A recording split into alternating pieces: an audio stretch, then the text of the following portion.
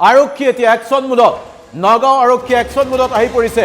নগাঁৱৰ কিশোৰীৰ মৃতদেহ উদ্ধাৰৰ পিছতে অভিযান তীব্ৰতৰ কৰা হৈছে আৰু ইতিমধ্যে নগাঁও আৰক্ষীয়ে কটকটীয়া নিৰাপত্তাৰ মাজেৰে ঘটনাস্থলীলৈ লৈ গৈছে 5 অভিযুক্তক। এই মুহূৰ্তত জনাইছো গুৰুত্বপূৰ্ণ আপডেট নগাঁৱৰ ঘটনা সন্দৰ্ভত।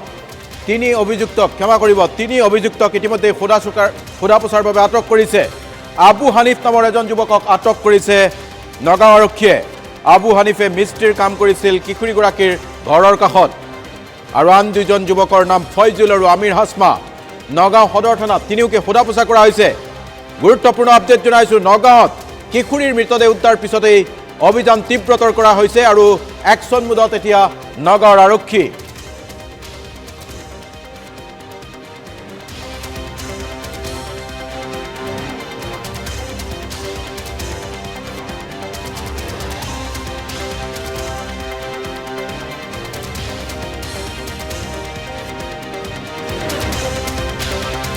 তিনি অভিযুক্তৰ ছবি এই মুহূৰ্তত দেখুৱাব খুজিছো। 3 অভিযুক্তক লৈ অভিযান আৰম্ভ কৰিছে। এওঁলোকৰ বিৰুদ্ধে হত্যাৰ অভিযোগ, চাঞ্চল্যকৰ অভিযোগ। আৰক্ষীয়ে তিনিওকে তৎপৰতাৰে ইতিমধ্যে কৰায়ত্ব কৰিছে আৰু অভিযুক্তক লৈ অভিযান চলাইছে। আবু হানিফা মূল অভিযুক্তৰ ৰূপে চিহ্নিত হৈছে আৰু লগত আছে 2জন সহযোগী ফয়জালো সহযোগ কৰাৰ অভিযোগ। এইজনে আবু হানিফা, যাক ইতিমধ্যে নগাঁও আৰক্ষীয়ে আটক কৰিছে সোধা পোছাৰ বাবে।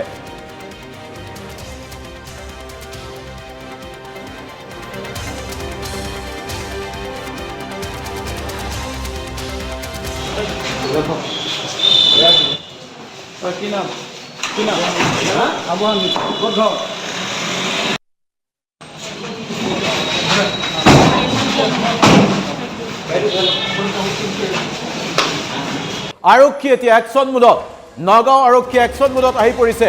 নগাঁৱৰ কিশোৰীৰ মৃতদেহ উদ্ধাৰৰ পিছতে অভিযান তীব্ৰতৰ কৰা হৈছে আৰু ইতিমধ্যে নগাঁও আৰক্ষীয়ে কটকটীয়া নিৰাপত্তাৰ মাজেৰে ঘটনাস্থলীলৈ লৈ গৈছে 5 অভিযুক্তক।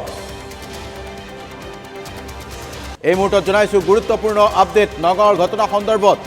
3 অভিযুক্তক ক্ষমা কৰিব 3 অভিযুক্তক ইতিমধ্যে সোধা পোছাৰ বাবে আটক কৰিছে। আবু হানিফ নামৰ এজন যুৱকক আটক কৰিছে নগাঁও আৰক্ষীয়ে।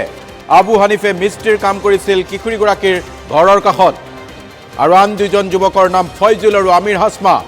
নগাঁও সদৰ থানাত তিনিওকে সোধা পোছা কৰা হৈছে।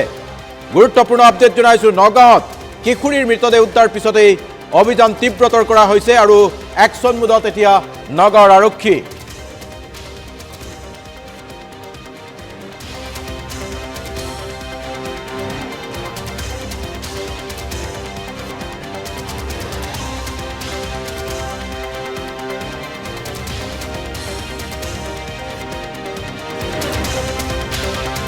তিনি অভিযুক্তৰ ছবি এই মুহূৰ্তত দেখুৱাব খুজিছো। 3 অভিযুক্তক লৈ অভিযান আৰম্ভ কৰিছে।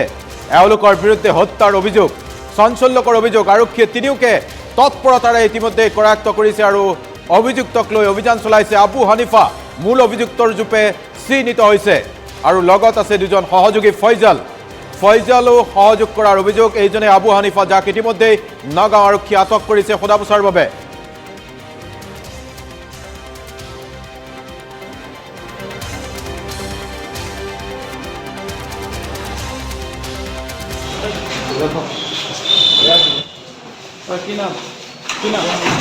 আবু হানিফ